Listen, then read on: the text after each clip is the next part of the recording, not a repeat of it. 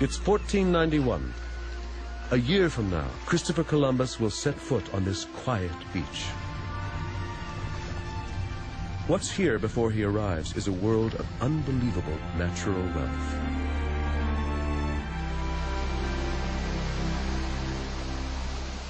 Two vast continents teeming with life. More than 600,000 miles of coastline are surrounded by pristine waters. Shoals so dense, they're said of ships. Countless species number in the tens of millions. Inland from the Atlantic shores, great forests stretch in every direction. This new world is a land of stark contrasts.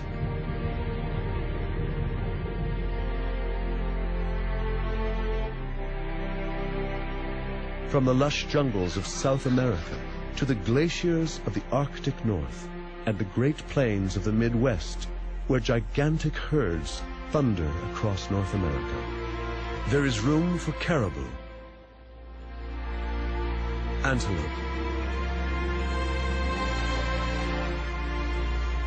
bison, and the giant grizzly.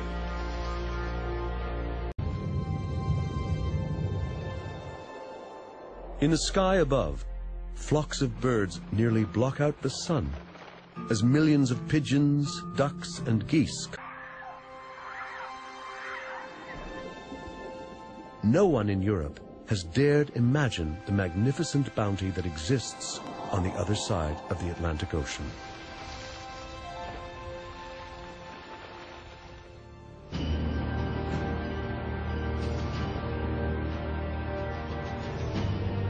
In 1491, Christopher Columbus stands on the coast of Spain, looking west. He dreams of leading an expedition to find a new trade route to Asia. Success will mean glory and riches for himself and the Spanish monarchy.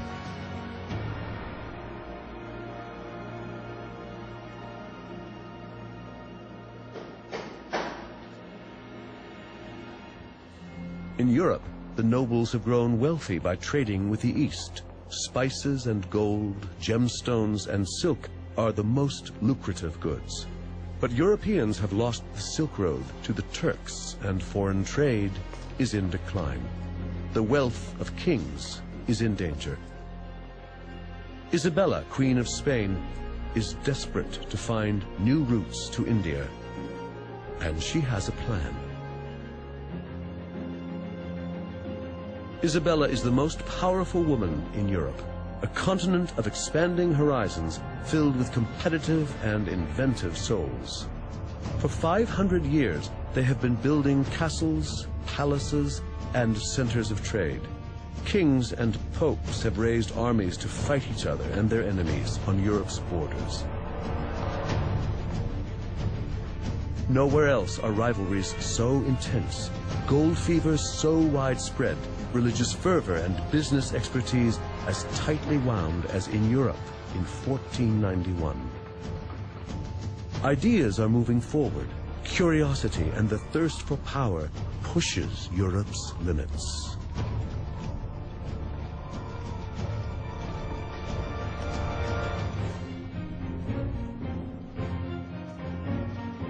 Europe is a busy and crowded continent. Land becomes scarce and overworked. Most of the peasants are farmers, working land that belongs to someone else, owned by the nobles or the church. The Big Five, horses, cattle, goats, pigs, and sheep, domesticate the European landscape. They contribute to Europe's overcrowded conditions.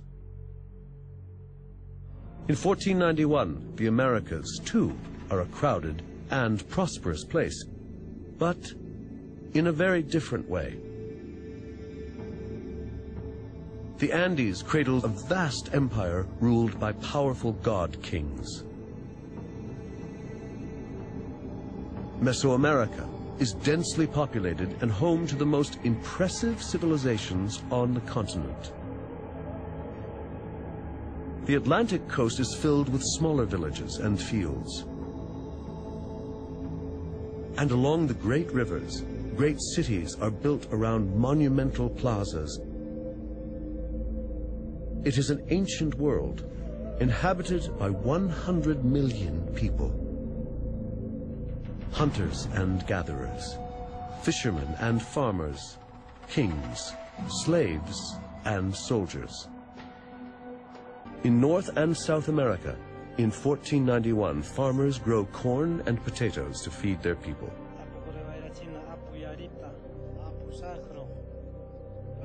They have none of the domesticated animals that benefit Europe. In Europe, the land is man-made. Agriculture and cities push the wildlife back.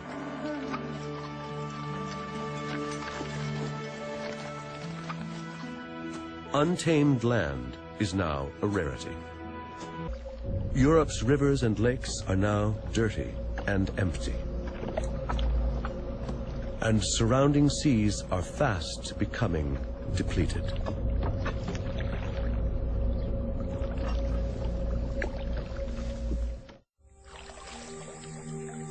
In the Americas before Columbus, fishing is not an industry.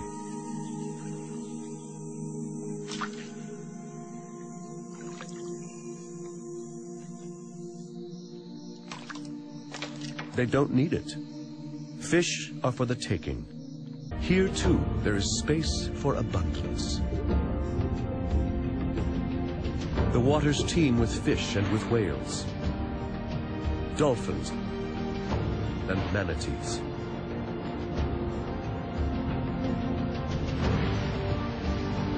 They never have to take more than nature can replace.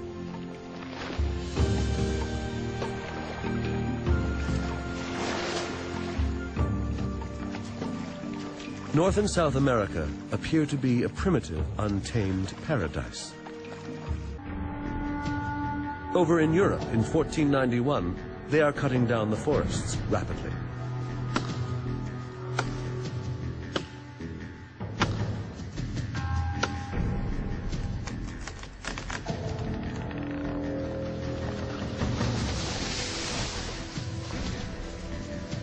Their growing population needs more food and more space in which to grow it. And they badly need the wood.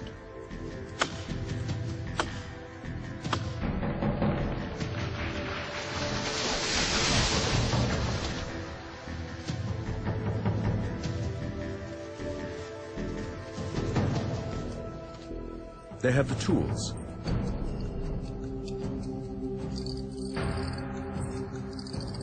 They have the means to transport it,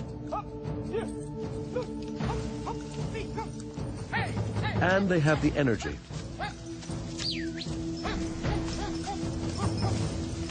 But they're beginning to run out of space and time.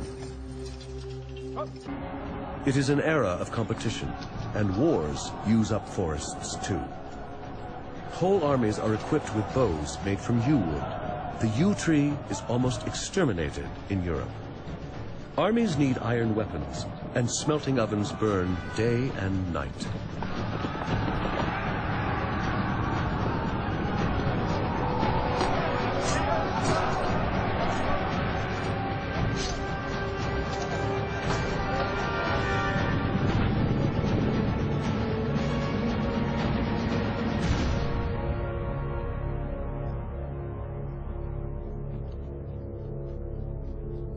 At the same time, whole forests are used to satisfy another European craving for magnificent buildings.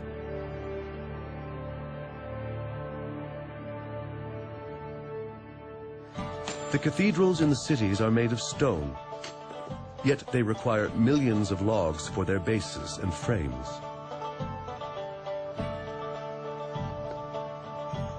Larches are needed for roof supports. Solid logs of oak, alder, and elm are sunk into the ground to create foundations. Wood is indispensable for pillars and ceilings, posts and roof panels, axe handles and cartwheels.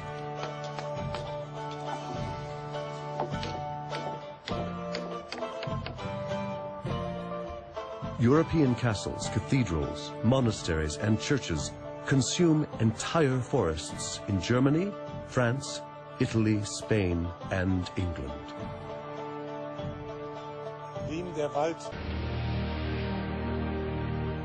The Europeans have exploited their natural resources, leaving a continent where there are few fish in their rivers and less timber in their forests.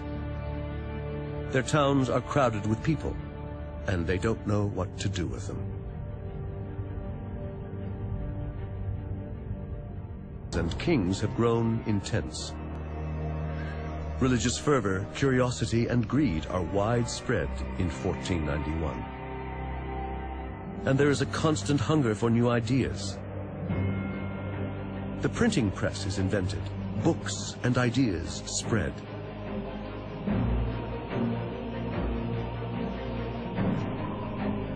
But where do they go from here?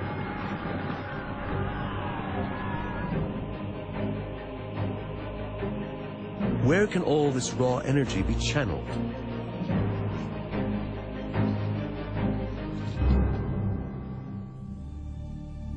This is the time when European kings and queens send explorers beyond the horizon to expand and enhance their power. Some explorers go around Africa to find the sea route to India. One has the vision to sail west to arrive in the east. He is a seaman from Genoa, Italy, a fervent amateur who has the crazy idea of sailing into the unknown to reach India. Christopher Columbus has spent 5 years trying to gain royal support to finance his voyage. Isabella, Queen of Spain, finally agrees. What does the Spanish crown have to lose? It doesn't cost much to finance 3 ships. Spain has so much to gain from a shortcut to India: treasures, trade, and land.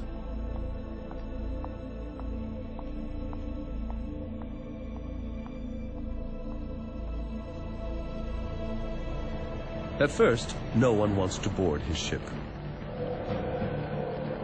Finally, he drags together a motley crew of 87 men. Many are illiterates, petty criminals, even murderers, who choose probable death at sea in preference to the gallows. Many are soldiers, with nothing to do since Spain expelled the Moors just months before. Now, they are soldiers of fortune.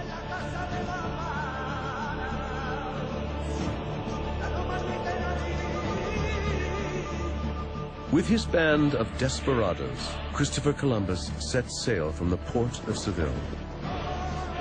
It is the summer of 1492.